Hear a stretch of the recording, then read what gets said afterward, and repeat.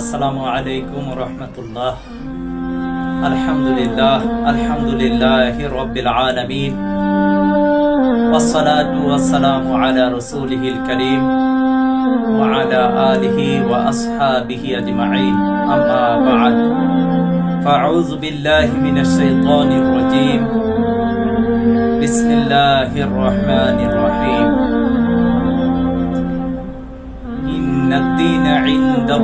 ইসলাম।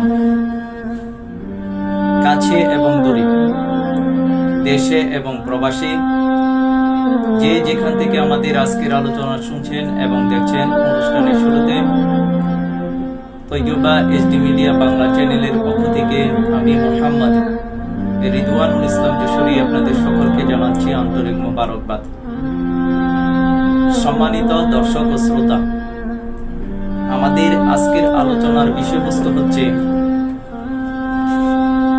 বাংলাদেশকে মোদির হাতে তুলে দিল ট্রাম্প।